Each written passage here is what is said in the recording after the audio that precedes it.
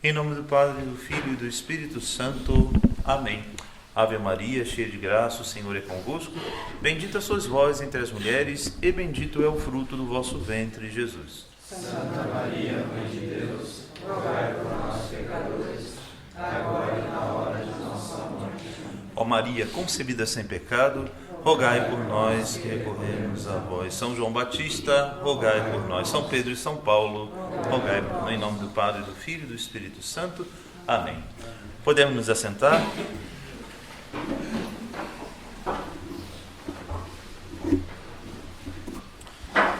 Meus filhos caríssimos, hoje, nesse sexto domingo, depois de Pentecostes, dentro das oitavas da festa de São João Batista, celebramos agora no último dia 24, e também dos santos apóstolos São Pedro e São Paulo, cujo dia foi ontem, nós celebramos, então ainda estamos dentro do espírito da oitava da festa destes santos. Nós iremos refletir sobre a belíssima epístola do apóstolo São Paulo aos Romanos, especificamente no capítulo 6, que nós escutamos na Santa Missa de hoje. Esta passagem bíblica nos desafia a reconsiderar o nosso relacionamento com o pecado e a reconhecer a nova vida que nos foi conquistada em Cristo Jesus, nosso Senhor. Na mesma epístola aos Romanos, só que no capítulo 5, no versículo 20, o apóstolo São Paulo afirma que onde abundou o pecado, superabundou a graça de Deus. No entanto, esta afirmação do santo apóstolo tinha como objetivo mostrar a largueza da graça e da misericórdia de Deus, que sempre está disposto a acolher e a perdoar todo aquele que, de coração sincero, deseja uma conversão de vida, isto é, deseja aborrecer o pecado, deseja fazer uma reparação pelo pecado e deseja fazer um propósito, e se empenha para fazer um propósito de emenda. Então, voltando aqui, recapitulando, Carta de São Paulo aos Romanos, capítulo 5, versículo 20, São Paulo diz: onde foi grande o pecado, maior foi a graça de Deus. Ou onde é abundante o pecado, onde abunda o pecado, superabunda a graça de Deus. Mas com essa sentença, com essa frase, o que o santo apóstolo queria dizer? Que Deus é largo em misericórdia para aquele que se arrepende verdadeiramente, confessa o seu pecado, faz um propósito de reparação e de emenda, logo então não importa o tamanho ou a quantidade dos nossos pecados, desde que a pessoa verdadeiramente se arrependa, faça penitência, faça um propósito de emenda e faça a reparação desse pecado, Deus está sempre disposto a acolher e a perdoar. Algumas pessoas, no entanto, poderiam interpretar de maneira errônea essa palavra do apóstolo São Paulo, julgando que para uma maior manifestação da graça de Deus seria justificável permanecermos no pecado. Percebe por quê que não se pode fazer uma interpretação, conforme o Lutero ensinava, das Sagradas Escrituras por conta própria?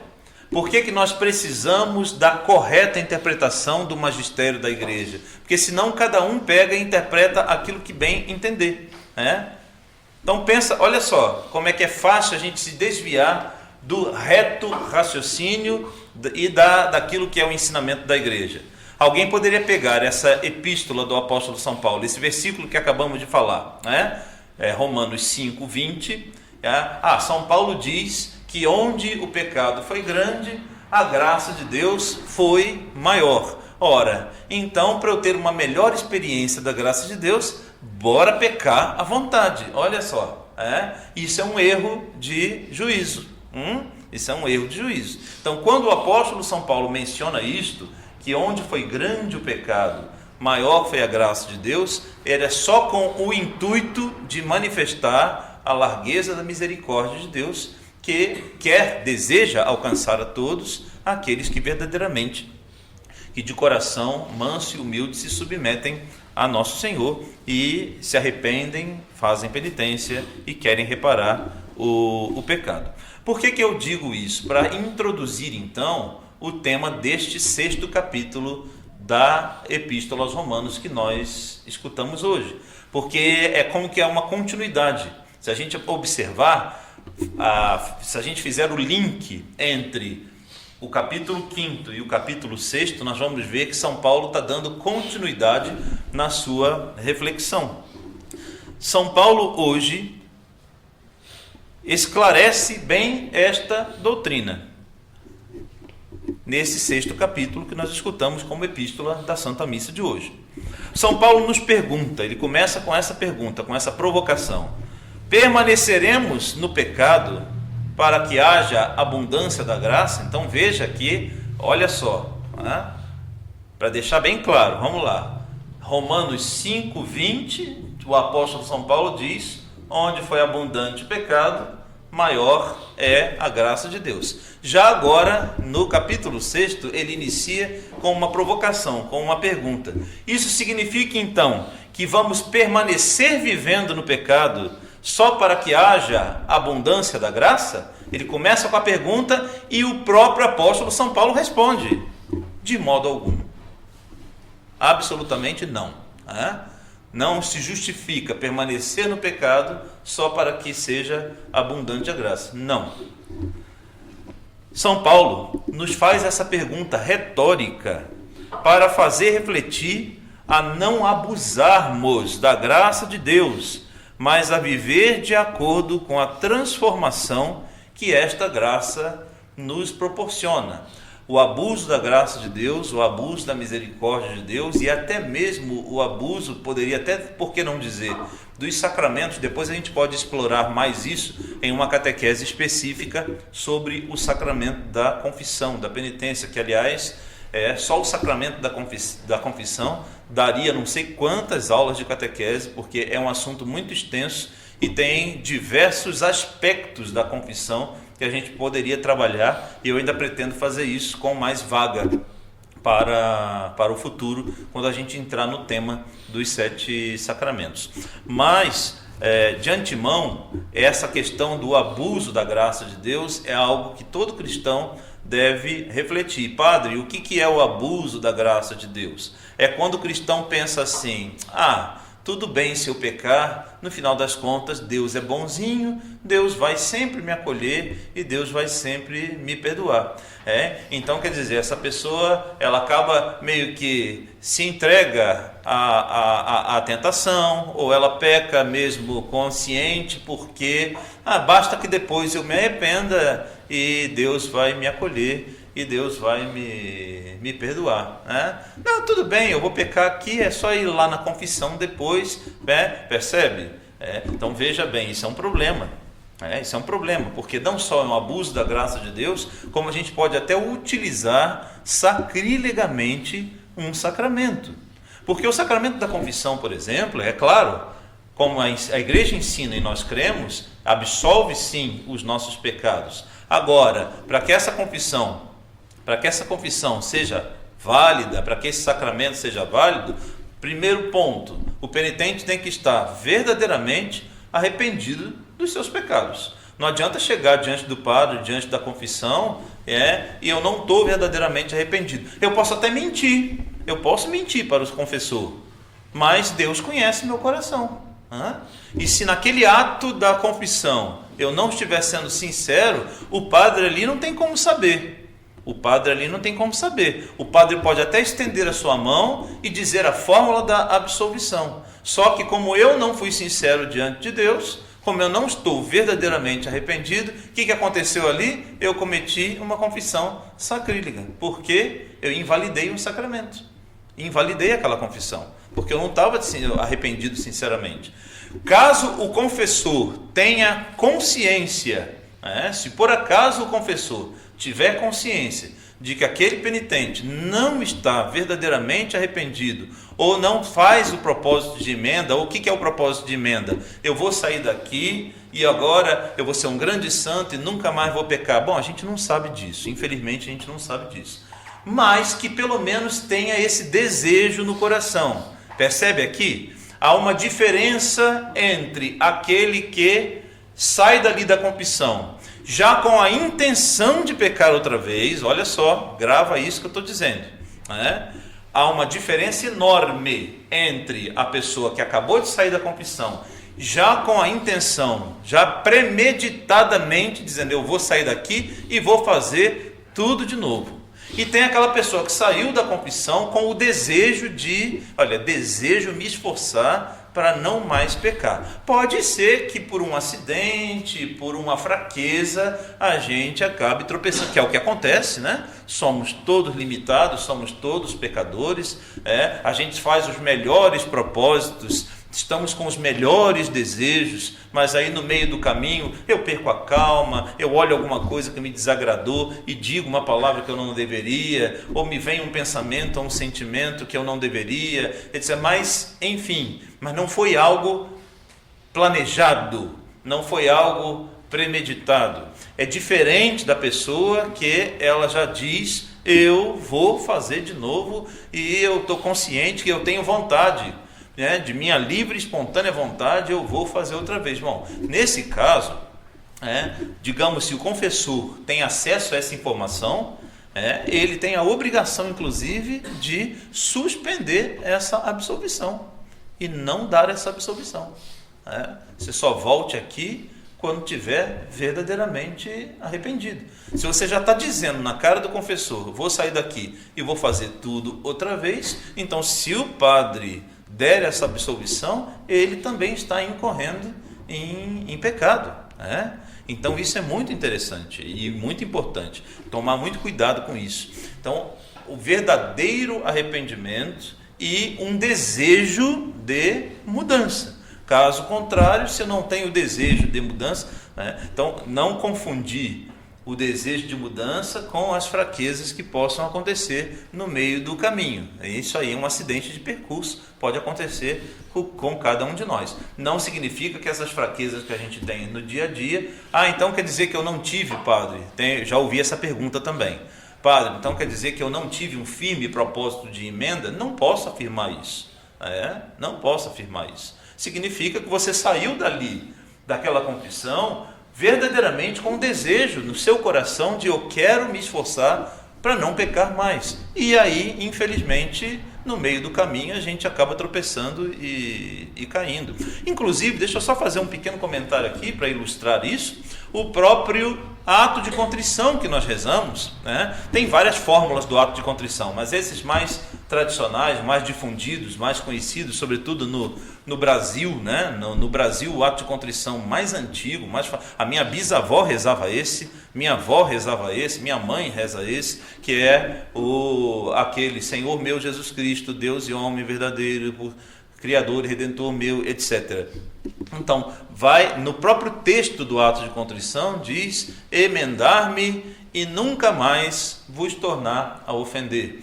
Certa vez aconteceu uma coisa muito interessante, por isso que o Salmo 8º diz que o perfeito louvor é dado a Deus pela boca dos pequeninos e das crianças, Os mais pequeninos e as crianças que têm um coração puro louvam a Deus mais perfeitamente, porque as crianças elas são realmente impressionantes e nesse meu ministério sacerdotal, quantas vezes eu já fui surpreendido pela pureza e pela sabedoria das crianças, Certa vez, uma criança, lendo esse ato de contrição, estava ensinando o ato de contrição, e a criança me abordou, me interrompeu, dizendo, mas padre, tem um problema aqui nesse ato de contrição. Eu falei, qual é o problema?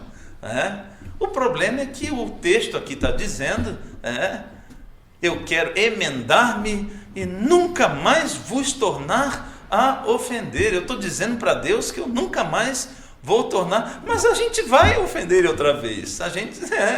Então, isso aqui não seria uma mentira, Olha só que pergunta inteligente dessa criança. Eu não estaria proferindo uma mentira, Porque eu estou dizendo com as minhas palavras, eu nunca mais vou te ofender. Sendo que, como somos pecadores, é inevitável, a gente vai tropeçar em algum momento, vai deslizar numa atitude, num pensamento, numa palavra. Aí então eu estava explicando, falei, não, quando a gente diz isso, eu nunca mais vou tornar a ofender, veja bem, eu estou expressando um desejo do meu coração, um desejo, isso que deve acontecer no coração do cristão, deve arder em nosso coração, deve brotar do nosso interior, um desejo ardente. Eu tenho um desejo, é da minha vontade que de hoje em diante eu nunca mais ofenda o nosso Senhor, e da vontade sincera, Os tropeços que acontecem na vida da gente são fraquezas, são limitações da nossa, infelizmente, da nossa natureza humana, mas não que sejam um desejo nosso, Então que fique claro isso, Não é um desejo meu, eu tenho um grande desejo de ofender a Deus, não, tenho um desejo de não mais pecar, mas que infelizmente por fraqueza pode acontecer, porque ainda não estamos infelizmente isentos dessa dura e triste realidade. Por isso então São Paulo inicia a epístola de hoje fazendo essa pergunta. Uma pergunta retórica que nos vem convidar a refletir, a não abusarmos da graça de Deus, mas a vivermos de acordo com essa transformação que a graça de Deus, nosso Senhor, quer nos proporcionar. Isso tudo começa no nosso batismo. No santo batismo, nós somos incorporados a Cristo, isto é, nos tornamos membros de Cristo e, claro, membros de sua igreja. E somos batizados na sua morte, como lembra o apóstolo São Paulo nesta carta aos Romanos que nós escutamos hoje. Mas o que significa dizer que somos batizados na sua morte? Cristo nosso Senhor por nós deu livremente a sua vida no patíbulo da cruz, para nos adquirir, a preço de seu sangue, uma nova vida, uma vida na graça. Por isso, para nós, ser batizados simboliza que morremos para o pecado. O velho homem, como chama o apóstolo São Paulo, foi crucificado com Cristo. E com isso, o poder do pecado sobre nós foi quebrado. No versículo 4, o apóstolo São Paulo nos lembra que assim como Cristo ressuscitou dos mortos pela glória de Deus Pai, nós também devemos viver uma vida nova. Essa nova vida não é apenas uma mudança de comportamento, mas uma transformação radical do nosso ser. Quando ressurgimos com Cristo, somos renovados, capacitados pelo Espírito Santo para viver em justiça e viver em santidade. A ressurreição de Cristo garante que nós também experimentaremos um dia uma ressurreição semelhante, que nós chamamos vida eterna. É para isso que nosso Senhor por nós deu a sua vida, para que nós façamos o compromisso de morrer para o pecado e com Cristo ressurgir para uma vida nova, caminhando o máximo que a gente conseguir na graça de Deus nesta vida, para depois experimentar a vida eterna que Ele conquistou para nós. Já no versículo 6, mais adiante, São Paulo nos fala sobre a crucificação do velho homem, para que o corpo subjugado ao pecado seja reduzido à impotência. O que significa isto, O que significa subjugar o corpo que antes foi escravizado pelo pecado à impotência? Essa palavrinha vai aparecer dentro da espiritualidade cristã em outros autores, autores espirituais. Vocês com certeza já ouviram ela, só que de outra forma, pela palavra mortificação. Certamente que a gente já ouviu a palavra mortificação. Tanto os santos e autores espirituais falam sobre a mortificação. Então, crucificar o homem velho, o que significa? O que São Paulo está querendo dizer com isso? O que significa crucificar o homem velho? Fazer morrer na nossa carne o pecado que nos escravizou. Como falei, vários santos falaram sobre isso. Eu cito de maneira mais específica um santo de minha devoção pessoal, que é São Francisco de Sales.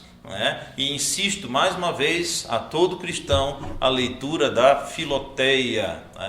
É um escrito fantástico de São Francisco de Sales, onde ele fala sobre diversos temas da vida espiritual e explicita bastante essa questão da mortificação. O que é a mortificação, padre? Então, lutar para eliminar ou fazer morrer, daí a palavra mortificação, vou me esforçar para fazer morrer em mim o pecado, fazer morrer, ou morrer de vez, que é o ideal, o pecado na nossa vida, ou pelo menos, diz São Francisco de Sales, reduzir o pecado à inércia de um morto. Ele usa essa frase, reduzir a inércia. Já viu um morto se mexer?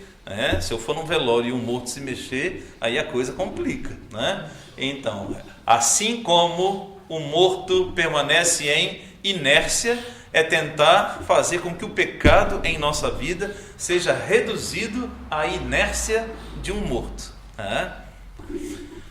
Mortificar. Então você veja que cada santo ele acaba criando uma terminologia própria, mas da mesma coisa. No final das contas, o que uns chamam de mortificação, o apóstolo São Paulo aqui está dizendo crucificar o homem velho. Então o que é crucificar o homem velho? É isso daí, mortificar em nós as obras mortas do pecado. Obras mortas porque não gera o pecado, não gera nenhum fruto em nós. Isso significa que em Cristo não somos mais escravos do pecado. Antes éramos dominados pelo pecado, mas agora, pela graça de Deus, temos o poder de resistir e de viver em liberdade. É precisamente aquilo que São Paulo afirma no versículo seguinte. Quem morreu, no versículo 7, Quem morreu, libertado está do pecado. E quando quem morreu aqui, ele não está falando da morte física, Ele está falando aqui dessa mortificação. Quem morreu, quem luta contra o pecado, quem busca vencer as suas inclinações, quem busca controlar as suas paixões, então essa pessoa está liberta, está do pecado, no sentido de que está fazendo ali um sério combate contra o pecado. A santidade, isso é outro parêntese bem interessante, Porque muita gente diz assim, ai padre, mas eu não tenho nada de santo, eu não sou santa, não sou santo. Mas peraí, nenhum de nós ainda, Somos todos chamados à santidade.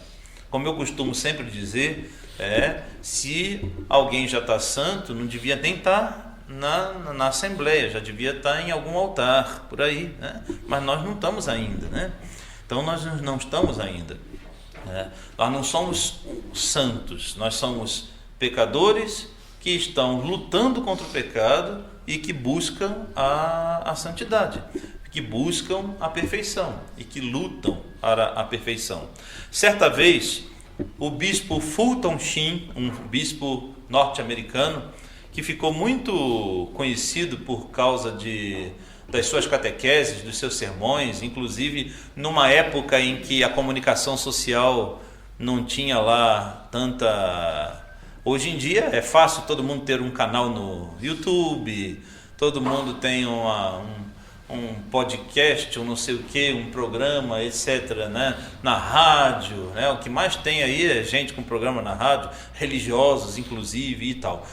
E esse bispo, ele se destacou justamente porque ele tinha um programa na televisão numa época em que nenhum religioso tinha acesso a isso, por isso que ele chamava atenção. E era impressionante, ele fazia catequeses, reunia uma porção de jovens, respondia perguntas de doutrina, de moral, muito interessante.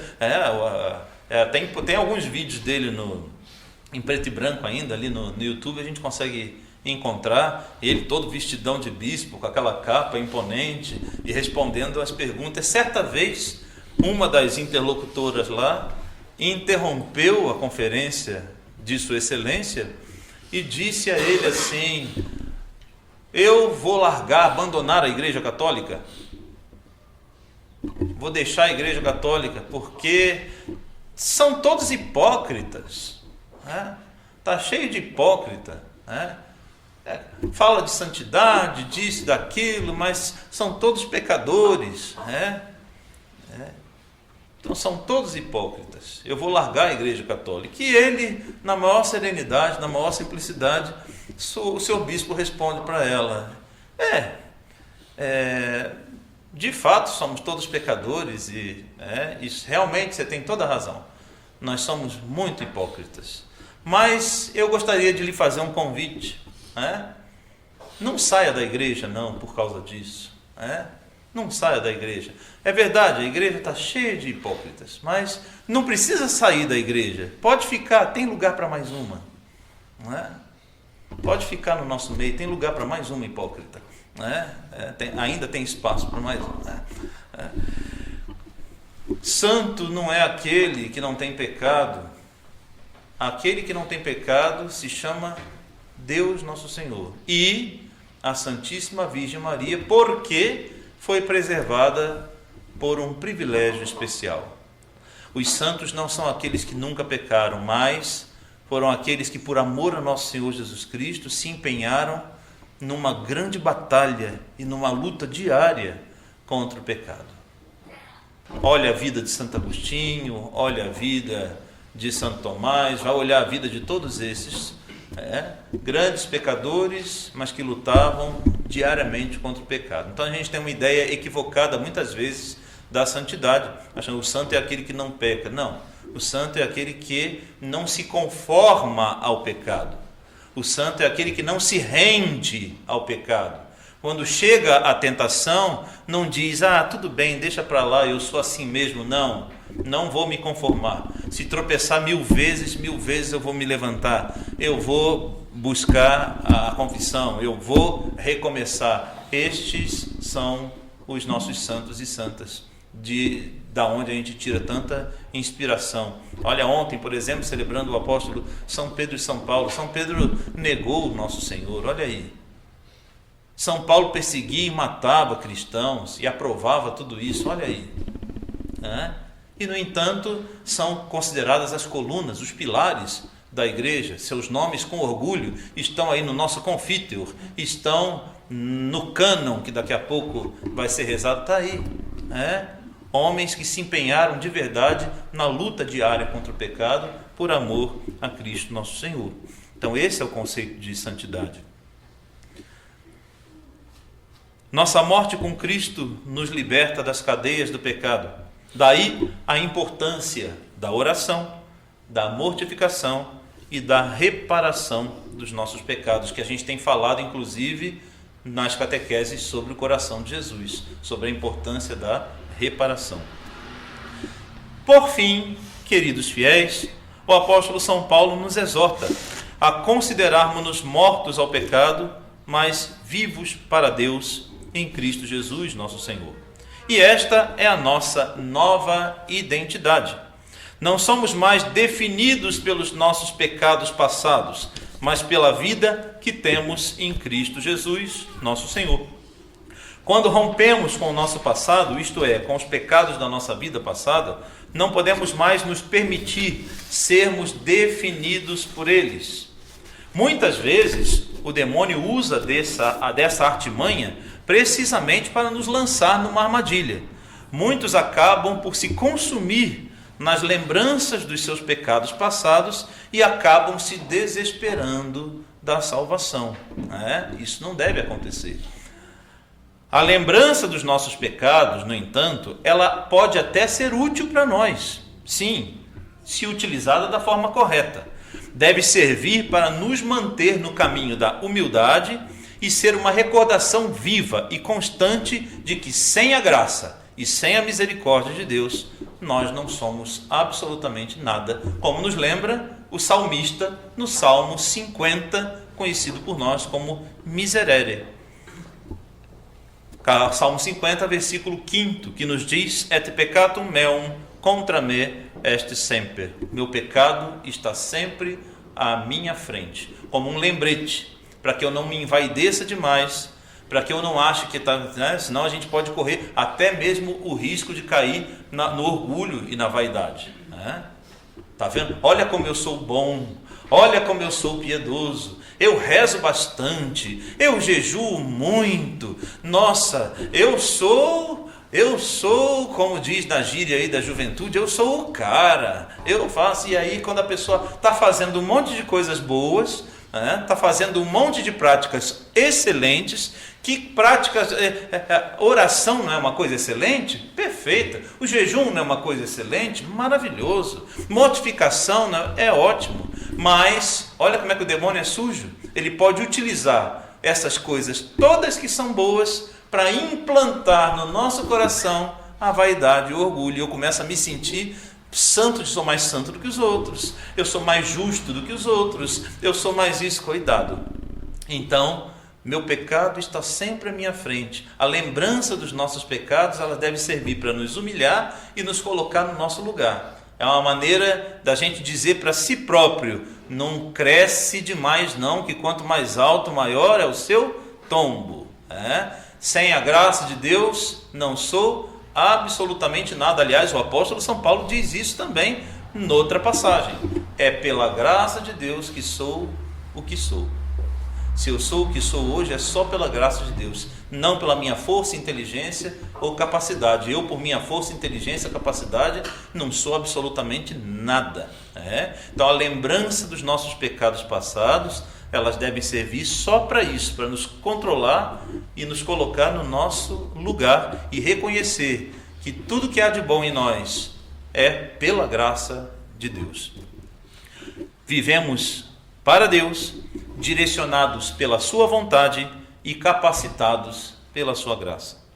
Esta nova identidade nos chama a viver de forma que glorifique a Deus em todas as áreas da nossa vida. Em outras palavras, a viver a santidade. Concluindo então, filhos caríssimos, acolhamos este forte apelo que hoje nos faz esta santa liturgia através da epístola aos Romanos que acabamos de escutar. Deixemos para trás o pecado e abracemos uma vida nova em Cristo nosso Senhor. Que nós possamos a cada dia lembrarmos-nos da nossa morte ao pecado e da ressurreição com Cristo. Que sejamos fortalecidos pelo Espírito Santo e que o exemplo sublime da Santíssima Virgem Maria, de São João Batista, dos santos apóstolos São Pedro e São Paulo e de todos os santos, que nos inspire a desejar com todo ardor a viver já aqui nesta terra essa santidade, para que um dia mereçamos viver na eternidade com Cristo Jesus, nosso Senhor. A Ele seja dado o poder, a riqueza, a sabedoria, a força, a honra, a glória e o louvor, agora e por todos os séculos dos séculos. Amém. Em nome do Padre, e do Filho, e do Espírito Santo. Amém.